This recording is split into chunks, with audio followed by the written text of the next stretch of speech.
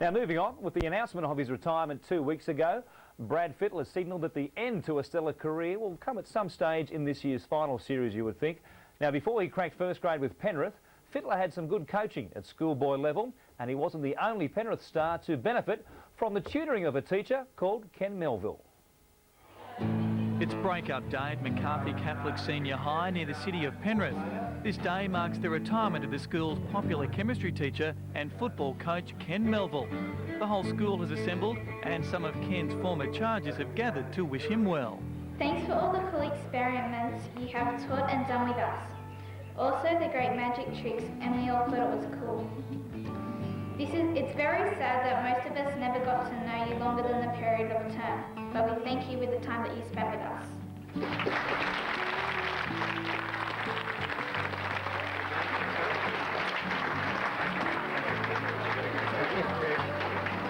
When I came to this school and I met Ken, and I'd heard of Ken Melville before I came here, because whenever you meet people from McCarthy, they say, is Kenny still there?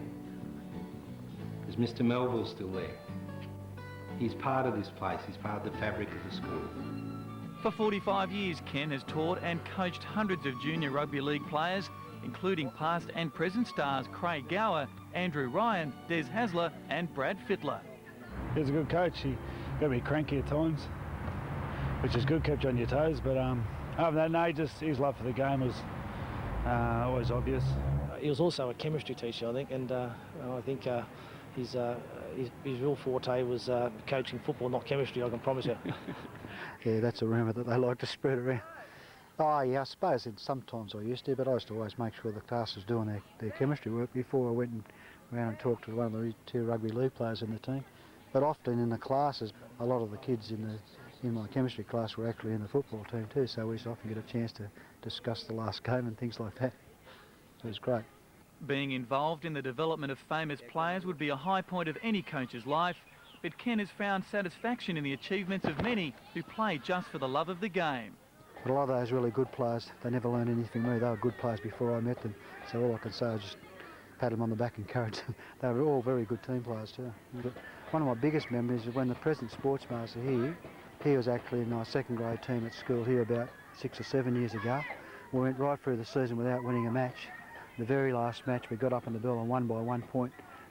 And they were running around the school letting off water hoses. You'd think we won the grand final, and that was a really good moment because they were blokes that just enjoyed their football and got out and enjoyed it. And that's what I think I've got out of it most of all, having kids out there to enjoy playing, not necessarily to win anything, you know.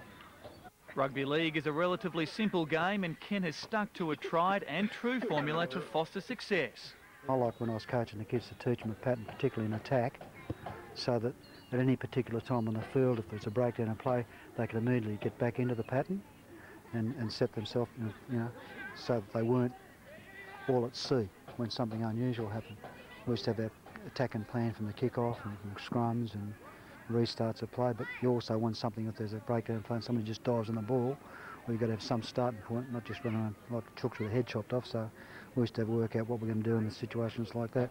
And I like blokes that could follow instructions like that, and they did a lot for the rest of the team because once everybody knows what's going to happen, they can start getting in position ahead of time. That's the thing I like to look for kids that I'm coaching, that they're getting ready moves ahead all the time. What was it like training them in the old days? Well, for Brad Fittler, didn't have to train him. He was so good that you could leave him and he could run the whole training session himself. After a long career developing players, Ken has seen many changes in the game, not all of them to his liking. Most players have lost the ability to tackle low. When I was at school, I was taught to tackle around the legs all the time.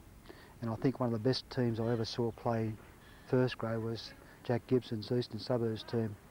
I don't remember all the players. I remember Bunny Riley was a lot, but they're only a small side. But every bloke in the team could tackle around the legs, and I think they got right to the semi-final that year. But isn't it important in the modern day to wrap up the ball play to prevent offloads?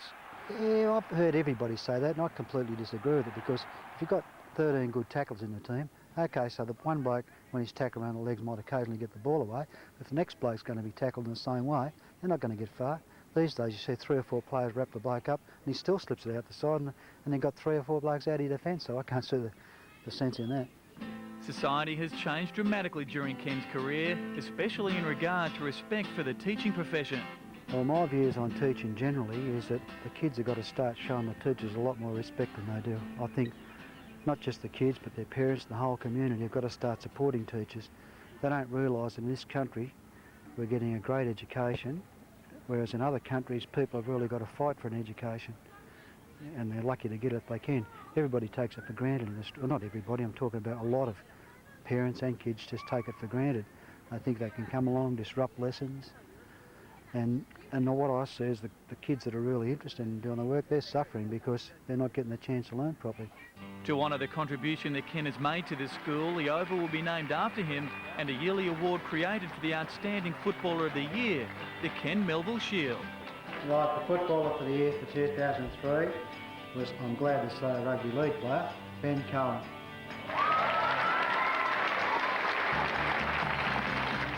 So now that he's retired, will his involvement in coaching rugby league continue?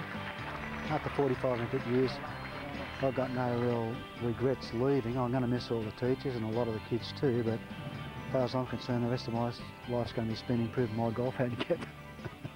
They'll miss him there at school, and he's coached some good ones though, the likes of Fittler, Hasler, Alexander, all great players. Oh, champion players, aren't they? Yeah. I mean, you know, for the school to produce so many good players and for Ken to be such an important person in their lives has certainly been a tremendous effort to him. Now, somebody who began his career coaching schoolboys, just as Ken Melville has done, is Parramatta coach Brian Smith, and he joins us on tonight's show. Thanks for coming on, Brian. Thanks a lot, Warren. Players like Brad Fittler can make good coaches and the great ones, can't they? Well, you don't get ones like that too often, Warren, but Ken sounds like he enjoys coaching a lot, and it's a very rewarding experience at every level, but certainly with young kids like that and seeing them go on to greater heights. He's had a lot of rewards out of coaching, I can see. Who was the best player you coached at schoolboy level? I coached a few rep teams when I first started, and yeah, there were a number of guys there, I suppose, but one guy I really enjoyed coaching who sadly left us very early in life was Jeff Selby at St George, and was a James Cook boy. He was a fantastic schoolboy player. OK, moving on to what's happening in the NRL now.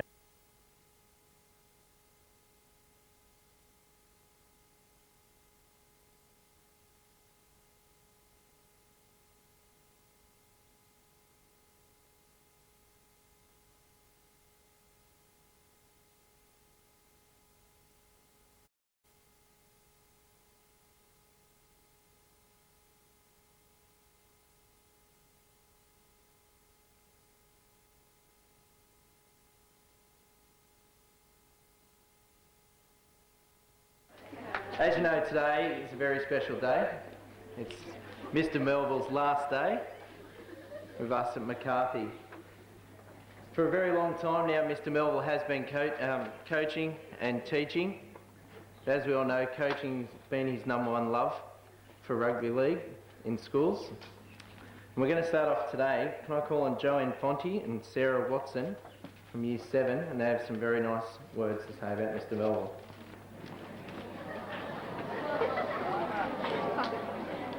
Dear Mr. Melville, 7 Red, one of your 2004 last science classes. Thanks you for all the thousands you have taught since the early 60s. In this class alone, you have taught Jacinta Currier's mum, Mitchell Hurst's stepdad, Sage Fitzgerald's dad, Daniel Bonds' mum and dad, Craig Gower and Brad Fittler. It seems all of us want to know you better with going and giving food to homeless people by the way you teach and the fun you put into your classes. Thanks for all the cool experiments you have taught and done with us. Also the great magic tricks, and we all thought it was cool. It's very sad that most of us never got to know you longer than the period of term, but we thank you with the time that you spent with us. From 7 Red.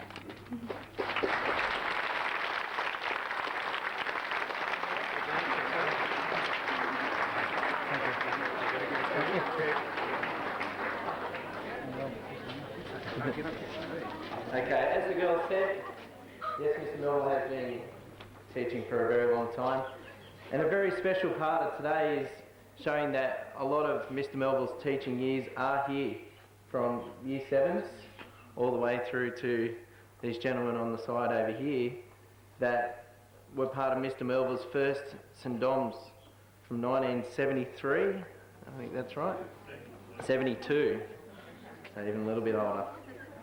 As Mr Canavo said, yes, I was one of Mr Melville's students, very lucky enough also to play in one of his rugby league teams. We didn't win many games, but we tried very hard for him. And I think probably the most memorable part was when we did win, and we celebrated very, very hard in this school by setting all the fire hydrants off. Mr Melville is a very special man. He's been teaching for a very long time and has a lot of memories. I'm sure he'd like to share them with us today, but before we get on to that, we have one very special presentation to do, and I'll hand over to Mr Houlihan to do that.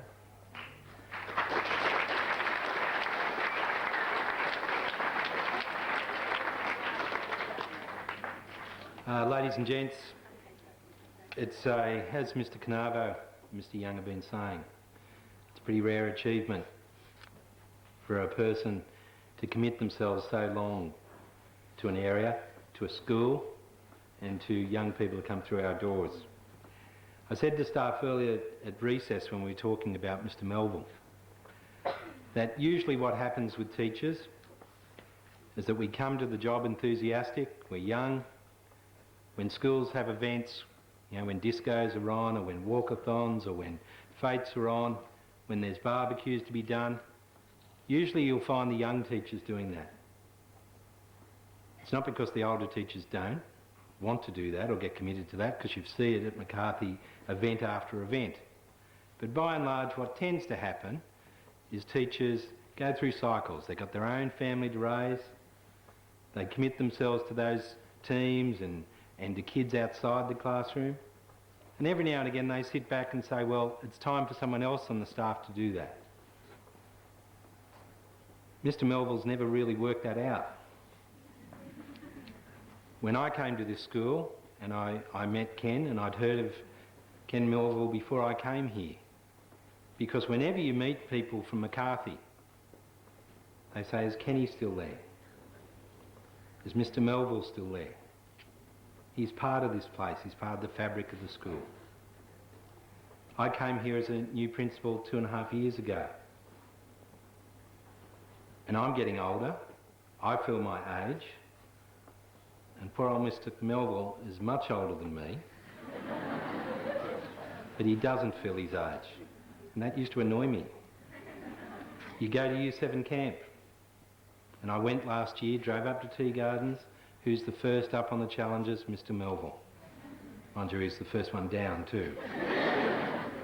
But other teachers sat there and thought, no, you know, we can't really do this. Leave it to the young teachers, not Ken. And I think that's a rare tribute to him, the fact that he has continued to stay focused on what he can do with you children and the students in his care, both in and out of the classroom. 40 years teaching is a great achievement. 40 years teaching and being part of a school the way Ken has is a rare achievement indeed, and I think he really deserves our applause and appreciation for what he's done.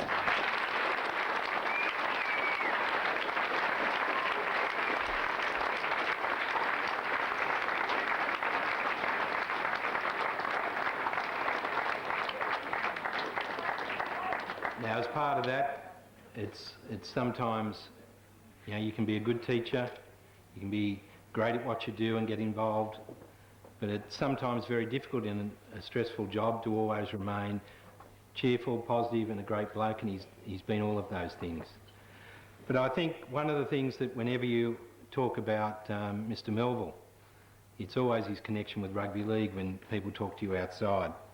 So we thought, what can we do for Mr Melville, and how can we make sure that his legacy to sport and to his involvement in the school stays strong?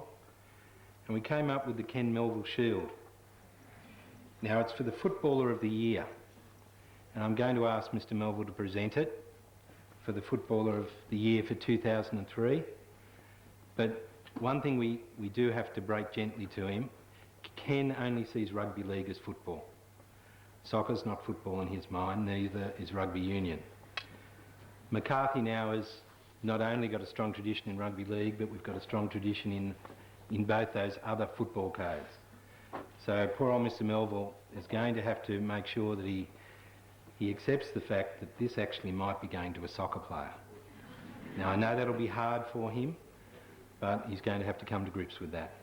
So without further ado, I'd like to award the Ken Melville Shield to Mr Melville and ask him to bring out our first recipient. Well done, Ken.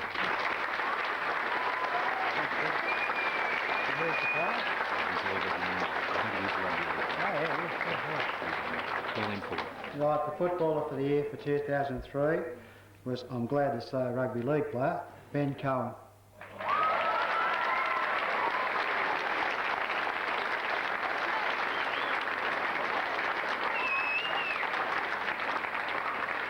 Well done, good on you. I hope you're going to a lot better things than that. Yeah, Thank you. Steve. I actually coached Ben a couple of years ago on the Emu Plains team, and also last year in our Year 7 and 8 side, and he was always one of our best forwards. Well done, Ben. Thanks very much. Thanks, Steve.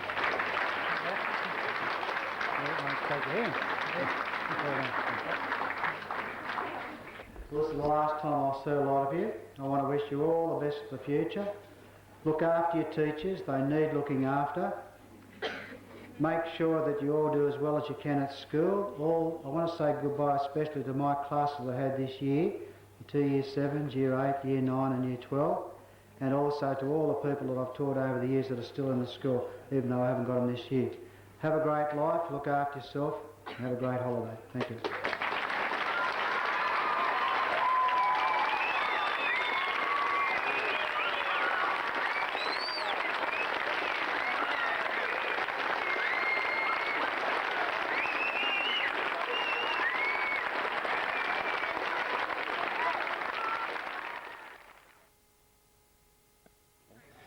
Okay, Ken, just why did you become a teacher?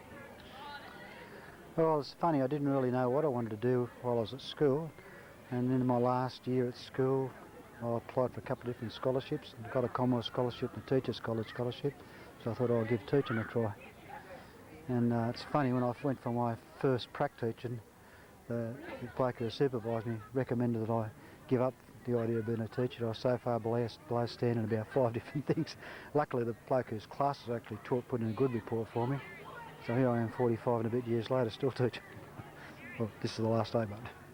And it's chemistry and science that you teach? Yeah, I did physics and chemistry at school, and they were always the two best subjects. And when I first started teaching, the first 6 or 7 years I was mainly just junior science. And when I went to Mitchell High School, they had their first year 10. The next year we went into the seniors, and I've been teaching chemistry ever since that, so it's about 32 years. That's what I really like, the chemistry teaching. And when we came to this school here, it was just completely senior school for 13 years, so I was in my element then, just teaching chemistry all the time, you know. It's great. Now we've gone back to having juniors as well, so that was a change too. And how did the rugby league coaching come about? Well, I went to Mars Brothers Randwick, and then while I was there they changed it to Marcelin, and I grew up playing rugby league. Our school went from 3rd class in the primary right through the leaving certificate, and you had, like I was telling you before, 3 choices. Played rugby league or rugby league in the winter, so I chose rugby league. So I played it from about when I was about 6 or 7 years old, all the way through school. Had a couple of years off, played CYO football at Randwick. Another couple of years off, and I played junior league for Blacktown, St Mary's, and all this time when I was teaching from about 2nd year teaching, I started coaching teams at school, and I think I've coached a team all the way through. I had the first grade team at Ashcroft High School, and at the time Marnie went to 4th year. They were pretty tough. They played in the comp against the year 11 and 12 kids as well. Sorry, they were year 10. Then I went to Mitchell. They had their first year 10, and they had their first grade team when I was there, and I coached them for the 5 years I was there. Then I left there and went to St Dom's, and I was lucky the coach that took them had been fairly well established, but he left the year after and went back to Waverley College. His brother Murphy, so I was able to take over the league there, and I coached them all the way through there. And then I came on here to McCarthy, and I coached the first for about the first 6 years. Finally stepped aside and gave a younger bloke a chance, and I've been taking the junior team since then. I spent a few years refereeing in Penrith District for a little while too. I've coached a couple of weekend teams as well over the years at St Dominic's once and Emu Plains. And what are some of the famous, where you coach some footballers that have gone on to achieve fame? Yeah, I had to think about good players I'd coached over the years, because there's been a lot of them, and a lot of good ones that never made first grade, but right back from Mitchell High School, Gary Allsop he played in my first grade term, and he went on to play first grade with Penrith, and he ended up teaching one of my stepsons actually at Penrith High. Another one was Ross Gibson, who at the time was in year 10. He played in the school opens team. He was playing well above his weight, and I found out years later he went on to captain New South Wales country. When I came to St Dom's over the years there, I had Desi Hasler, Taz Batiri, Joe Vitanza, Mick Power, Steve Martin. All of those went on to play first grade. Greg Alexander he went through from 5th grade to year 11, I think, and he played a couple of first grade games there, even though he's quite small for the size of the team at that stage. Then he repeated at Fairfield for a couple of years. Another really good player that never did much in Australia, I don't think, was Sean Mullins. And he was one of the best halfbacks I ever had. And he ended up going over to France, and he was voted the best player in France for years in a row. And I think he's only just finished playing now. He's about 40-something. Taz Batiri, I know, went over to France, and he was actually a coach of the national team over there at one stage. Since I've been here, there's been Brad Fittler, Ben Alexander, and more recently Andrew Ryan, that's now playing for Canterbury. He was in my second grade team when I stepped back to second grade here.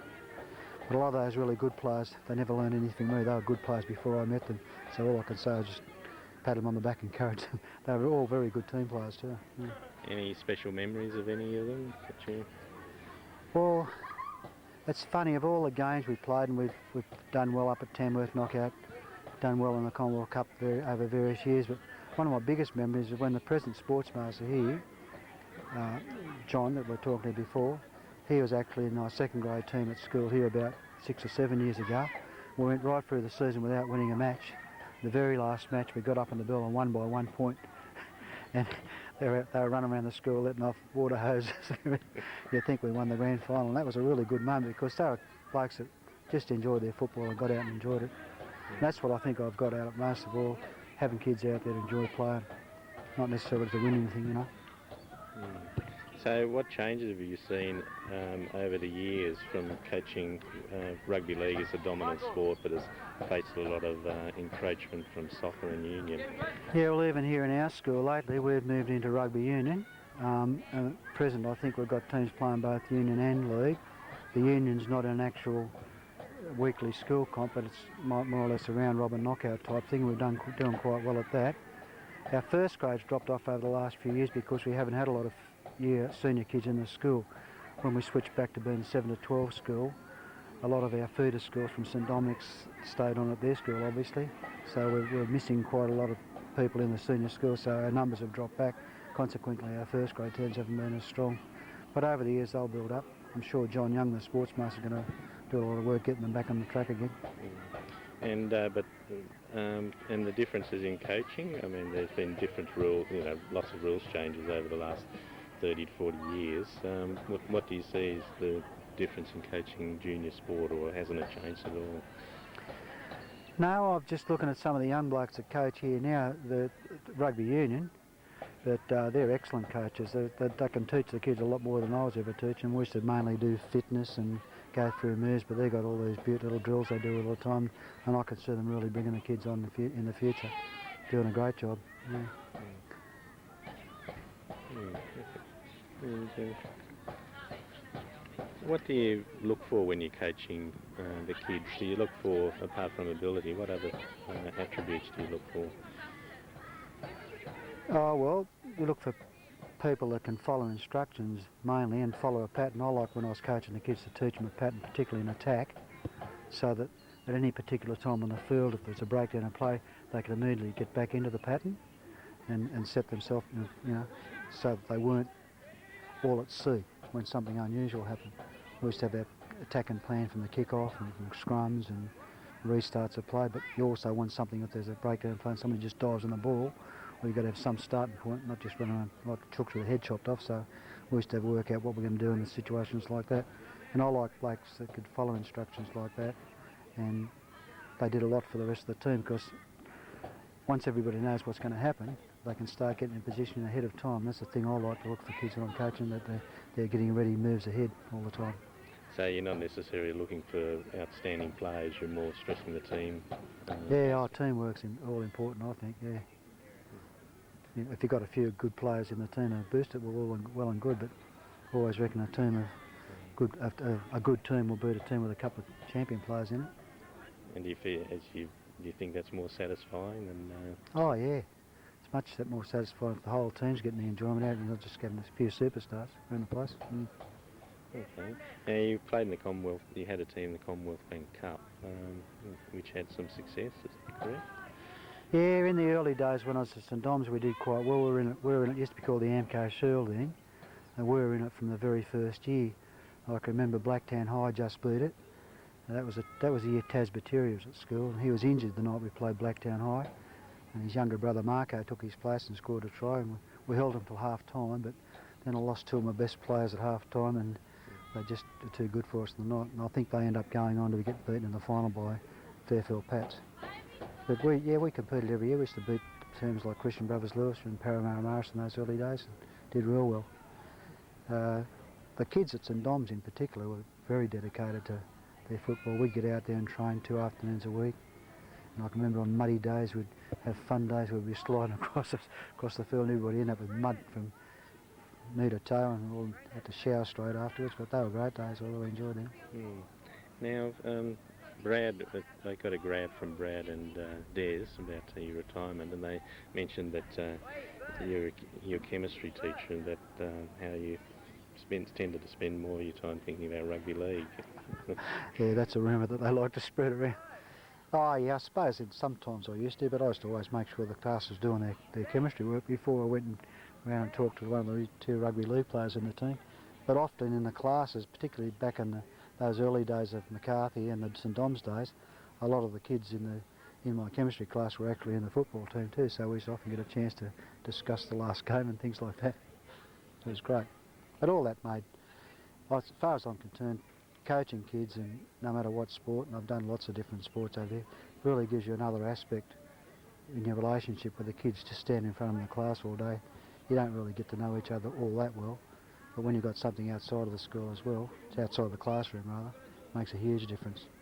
That's what's kept me sane over the 45 and a bit years I've been teaching anyway. Okay. And,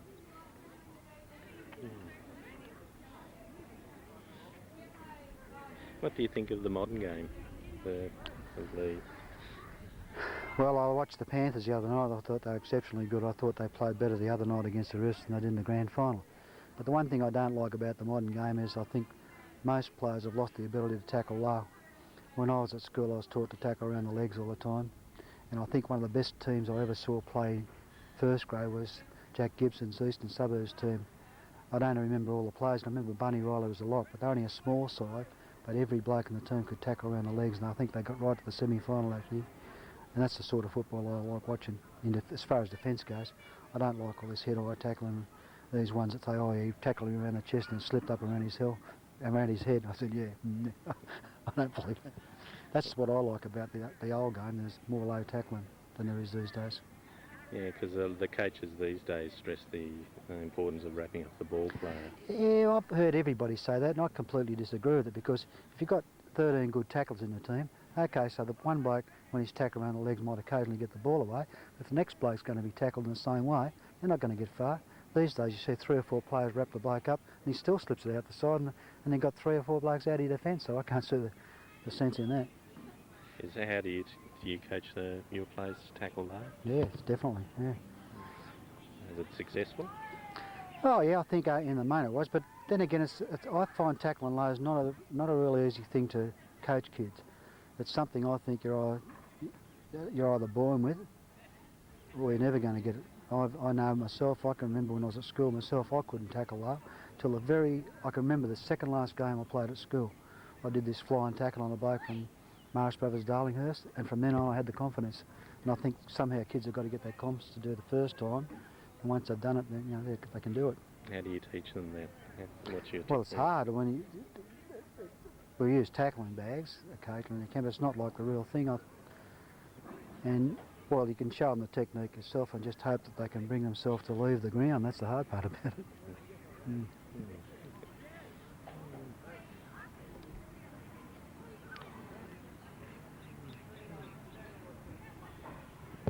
Now, there's been talk, just getting off of football, about they want to encourage more male teachers back into the... For the school as well? Yeah. And you're still playing for AMU? Yeah. What age is that up to now? I'm playing up in age this year. Yeah, they haven't got a 15s this year, have they? No. Yeah, Jonah was telling Not me. enough players. Yeah. What about you, Glenn? You playing weekend football too? Yeah. What's the Doms? Yeah. Brothers, mate. Oh, brothers. How's your golf going? Not too good. This bloke uses the club playing backhanded when he swings, don't you? But he can hit about 3 times further than what I can. What about you? You still Me? playing? Nah. Cameron? I'm just playing for school now. Just playing for It's school. good enough. What about Yeah. you? Just Tim? Yeah. Tim's a it's twin.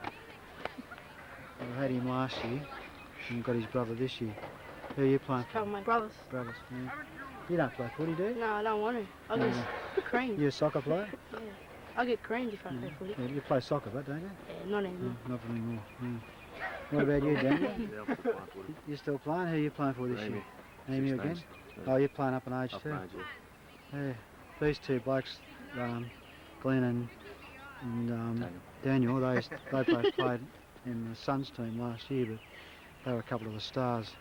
Glenn was you still playing second row or? Front row. Front row. What are you doing? Centres? Second row. In the second row, yeah. But you only switched to football last year, was it? Yeah. Or the year before? Year before. Yeah, what did you play before that? Soccer, wasn't it? Yeah, soccer. Yeah. He was a sensation from when he first switched over. Did real well. Maybe You look- I don't know, Go Penrith this year. So you're talking this way? Alright, Penrith. So you're following Penrith this year. This is definitely because they won last year, is it? Nah, I've been going for them all my life. Yeah, I wouldn't say I'm a big Penrith follower, but last year they did really well, and the game they played last Friday night, I thought was sensational. Against Yeah. better They had a than, bit of better bad than the luck. grand final game. Yeah. Had a bit of bad luck in the first game, but now we've got it up and going. Should hopefully go this all the whole year. Reckon you blokes will get up to play for the Panthers? Yeah. Too good for Panthers. Only good enough for Australia. Back to Australia. Yeah. Skipping all that, going straight to Australia. What about you? Do you play footy? I used to. I stopped. I played rugby last year and then I stopped. How do you like the rugby compared to the league? Oh, it's all right, I guess. It's different, isn't it? Yeah, quicker. There seems to be more kids playing, more people be able to play union than can play league. Yeah. Not as much talent involved. More players on the field. Come on. It's a lot harder. That's right. I have to keep the same guys that but do you want to just answer that or just... Yeah, who are your favourite footballers? Gow and Fittler. Craig Gower and Fittler. Do you know both of those blokes went to school here? Yep. Yep. You knew that, did you? Yeah. We played in their jerseys last year. Same jerseys, eh? As them? Yeah. Last year. That's how old they are. Oh, Brad was here about the 3rd or 4th year of the school, I think. But Craig was only about 5 or 6 years ago, I think. Yeah.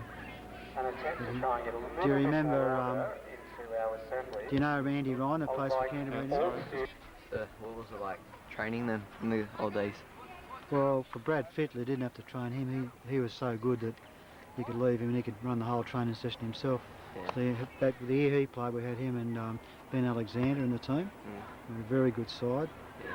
I think we got to the Sydney regional finals of what was the Commonwealth Bank Cup then, and we got beaten by Fairfield, only by 2 points, but it was a close game. In Gower? No, I didn't have Craig Gower in my team. By that time, Mr. Parra had taken over the team, and he played in that team. But yeah, he was a good player, very good player at school too. Didn't you have Andrew Ryan? Yeah, Andrew Ryan. Want to say that again? Didn't you have Andrew No, Ryan? sorry, I'll spoke again, sorry. Didn't you have Andrew Ryan as well? Yeah, that's right. Andrew Ryan was here. He's only here in year 11, and at that stage I was coaching the 2nd grade team, and he played in our 2nd grade team.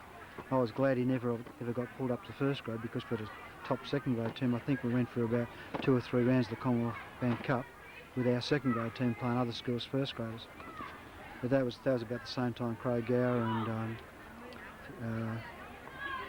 Ned Caddick was at the school at the same time then, yeah. But they were in the first grade.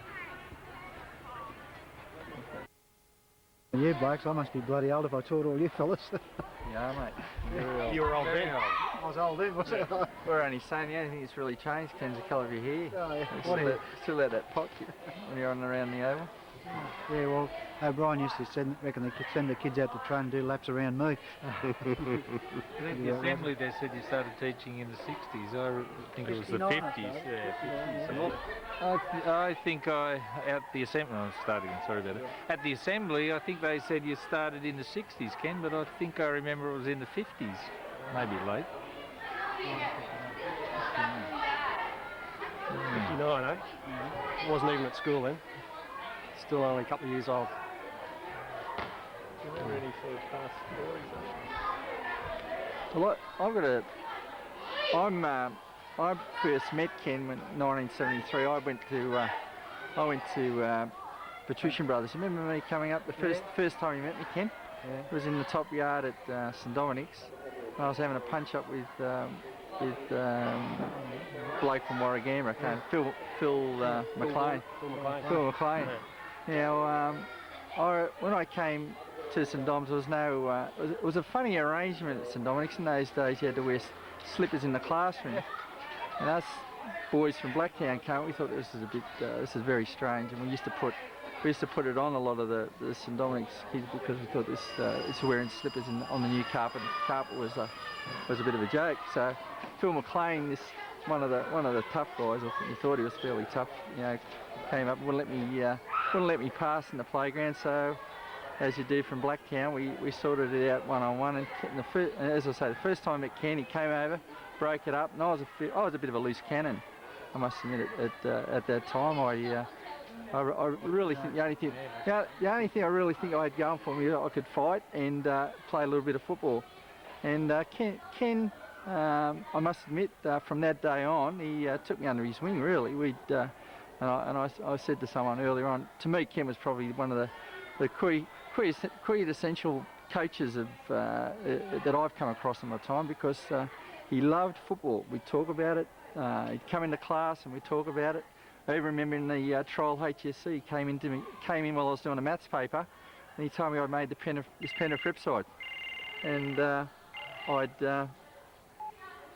was trying to do some calculus problem. I'd forgotten about what I was doing in the maths, because I'd made this team, and I put it down to Ken really. And I played a little bit of football after I left school, but I just remember at school it was a great experience on Wednesdays. We used to play football on Wednesdays, and the camaraderie that he instilled. He took us to his house one night. I don't know if you were there that night, Tame. We had a party up at Ken's place, and someone when Pat Horniman went through the glass door, walked straight through the glass door, and really, like, I remember now. Like, I know if I had a party at my place and someone did it at my place, what my wife would be doing. But he's got a lovely wife. He had a lovely wife, and I just think those sort of experiences,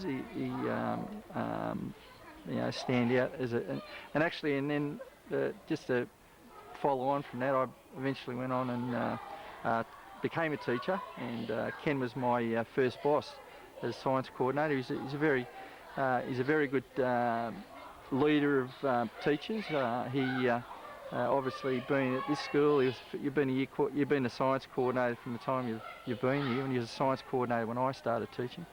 And one of the things I'm sure his staff would all agree with is he's a very fair man and a good leader. And a good leader is someone who can make their staff do good things. And I think, Ken, that's probably one of the big things that stand out for me. You've done a great job and let people develop their potential. So well done.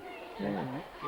I'd like to add to that one about the science, because Ken actually employed me as a science teacher at St Dominic's in '83 and gave me all the syllabus, and over the holidays, I've got all this down pat. And the first day back, oh no, sorry, must have been looking at my footy team. I found someone better than you, Jim. You're now social science. You got one science class, maths and social science. And Oh, thanks, Ken. You know, but and then from then on we were great mates, and all the touch football days, great times, and unfortunately St Dominic's lost Ken to McCarthy, and then he started coaching over here. But they were good times. Yeah, Ken's the sort of bloke that you treat as a friend as well as a teacher. He was one of the few teachers that we had at St Dom's that you knew was a friend as well as the footy coach. So he had a lot going for him. And it was only yesterday, Ken, that Trish and I celebrated 25 years of marriage, and you were at the wedding. It's not often that you invite one of your teachers to your wedding, but that's how we treat you as a friend, Ken. And it's been a long time. And I'd always run into Ken probably once every 12 months, and the first thing he'd say to me is, "Got a good footy team this year." And you know, most of those times you've been right. Good on you. Oh, we had great years at St Dom's with the football team. I like the way Mick said, "Oh yeah, I played a bit of footy." He played in the Penrith under 23s, was it, or 21s? That won the first competition. One of the first Penrith who won, along with Steve Martin was on that side as well. And Tony here, Mick mentioned the Penrith representative team. They picked the best side from all the schools in Penrith and toured New Zealand. Now, Tony missed out one year, and the blokey that took the place instead of him was from St Mary's High School. We played St Mary's about a week later. I remember Tony scored 3 tries from prop. He ran straight through this bloke every time. That was his answer to not getting selected on that side. But over the years we've had great times. I can remember particularly back in those early years, these fellas used to come down to my weekender with me. We'd have a good time down there. Pete Castor. Did you ever get down there? I don't think you did, didn't you? Yeah. Knew he'd roll the car going down there one day. And then just recently Mick and Jim came down to my place. I got it down at Mollymook. We met up with another bloke we used to teach with at St Dom's. He's actually living down at Mollymook now. We had a golf weekend, but it was a good old reunion weekend, wasn't it? One of the things too about Ken, why people like playing football at St Dom's now, he had this, and I wasn't used to any pattern of play. I was just get the ball and take it up the middle. He tried to organise his pattern of play in the forwards, particularly where you'd have a right hand side and a left hand side. And Tony and I, obviously Tony was on the left hand side and I was on the right hand side, but the people that you had, like in the second row on the lock, you relied on each other. Like he was able to get us to do things that we looked for each other. We looked out for each other, and it's this thing that I'd never known about, and I've tried to actually use it in my coaching. Ken, it's a great thing to pass on to your kids if they can trust each other. And it was just another thing that he used to do to try and get the players to bond, I suppose. And yeah. The greatest memory I ever had of Ken was when we were playing in the school side. He used to be my chemistry teacher. If you ever wanted to get out of chemistry, he'd always have the first grade side on the other side of the whiteboard. So we'd just distract Melville and we'd say, "What about the footy?" And Melville would flick the board over and we'd be straight into football, and that'd be the end of the chemistry lesson. So it was an enduring memory. Perhaps the other memory I've got of him was that we used to live up in the mountains at that time, and Ken had a station wagon, and it was nothing unusual for Melville to have about 8 kids in the back of this station wagon, and he'd drop them all over the mountains, because when we'd finished training it was quite late in the afternoon, and he was so gracious with his time, and he just wanted to be part of that side. I think it was just was probably one of my some of the best times of my life was when we were at school. Yeah, Ken, congratulations, mate, with your retirement and that. You've been a credit to the school and also to the people that you've worked with over the years. Enjoy your retirement and all the best to you. Congratulations. It's a great effort. You've earned a lot of respect, I'm sure, from the teachers and from the pupils, and everyone's going to miss you. Did a great job, and good luck in whatever you do. I'm sure you'll be out there grouching on someone, so have some fun.